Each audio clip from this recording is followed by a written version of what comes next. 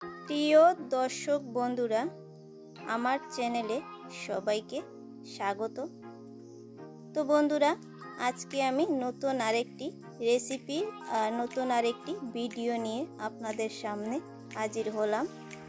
তো আজকের যে রেসিপিটা হচ্ছে, রেসিপিটা গরমের সবচেয়ে বেশি প্রসিদ্ধ এই রেসিপি। গরমের সিজনে এই রেসিপিটা সবাই একবার হলেও খায়।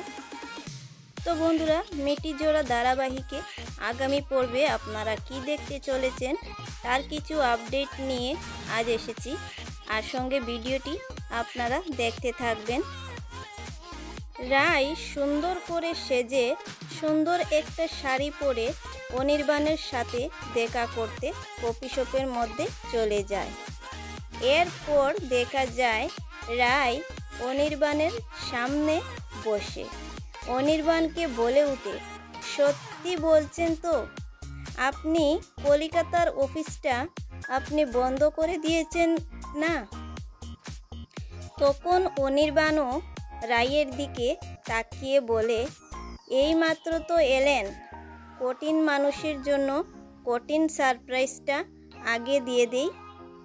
ওই কথা বলে অনির্বাণ রায়ের জন্য একটা কেক নিয়ে আসে আর রাইকে বলে, happy birthday to you Rai, many many happy returns of day. তো বন্ধুরা, আগামী পর্বে মিটি জোড়া ধারাবাহিকে আপনারা এইটুকু দেখতে চলেছেন। সঙ্গে আমার ভিডিওটি আপনারা ফুল ওয়াচ করবেন।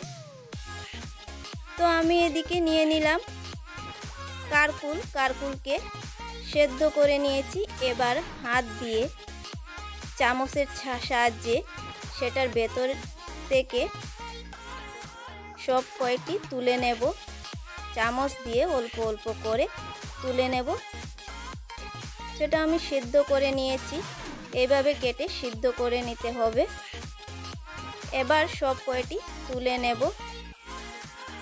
তো হ্যাঁ বন্ধুরা, ভিডিওটি দেখার আগে চ্যানেলটি যদি সাবস্ক্রাইব করা না থাকে, চ্যানেলটি সাবস্ক্রাইব করে পাশের থাকা বেল আইকনটি প্রেস করে দেবেন, যাতে আমার নতুন নতুন ভিডিও আপলোড করার সঙ্গে সঙ্গে আপনাদের কাছে পৌঁছে যায়।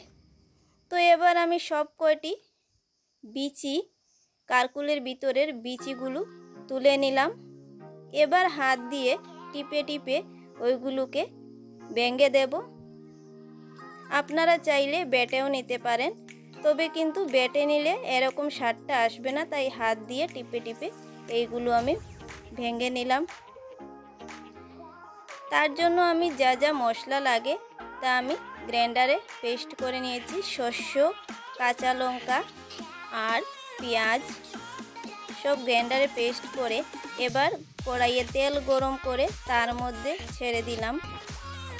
তার মধ্যে দিয়ে দিলাম এবার কারকুলের বিচি, যেগুলো হাত দিয়ে রেখেছিলাম ভেঙে, সেগুলো দিয়ে দিলাম।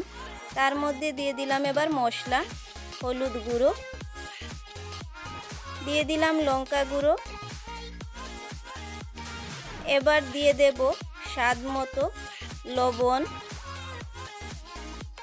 দিয়ে ভালো করে মশলাটা কষিয়ে নেব। যতক্ষণ না মশলাগুলো শুকনো হবে ততক্ষণ আমি মশলাটা ভালো করে ভেজে নেব। তো এবার ভালো করে নাড়াচাড়া করে মশলাটা মিশিয়ে নিচ্ছি। মিশিয়ে নিয়ে তারপর কিছুক্ষণের মতো হতে দেব, কারণ যতক্ষণ না মশলাগুলো শুকাবে ততক্ষণ হতে থাকবে।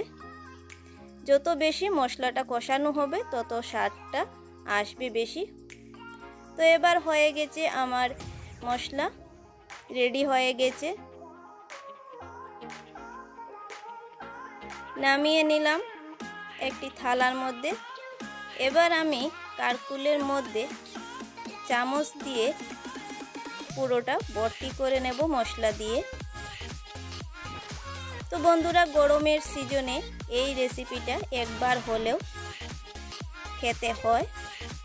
খুবই দারুণ এই রেসিপিটা। আপনারা যদি কেউ এই রেসিপিটা এখনো পর্যন্ত তৈরি করতে পারেননি তাহলে আমার এই ভিডিওটি দেখে একবার হলেও ট্রাই করবেন। আর যদি আপনারা এটা নিরামিষ খেতে চান তাহলে পেঁয়াজটা ব্যবহার করবে না, পেঁয়াজ না ব্যবহার করে আদা ব্যবহার করতে পারেন। আর ফোড়নে অল্প পরিমাণে 5 ফোড়ন, কালো জিরে বা গোটা জিরে দিয়ে ফোড়ন দিতে পারেন। আমি সেটা নিরামিষ করলাম না, তার জন্য আমি দেইনি। তো এবার একটা একটা করে ভেজে নিচ্ছি। এক সাইড হয়ে গেছে, তো পাল্টিয়ে দিলাম সব কয়টি। তো বন্ধুরা, আমার এই ভিডিওটি যদি আপনাদের ভালো লাগে তাহলে লাইক, কমেন্ট, শেয়ার করে দেবেন আর ছোট্ট একটা কমেন্ট করে দেবেন। তো বন্ধুরা, এইভাবে তৈরি করে নেন কারকলের পুর রেসিপি।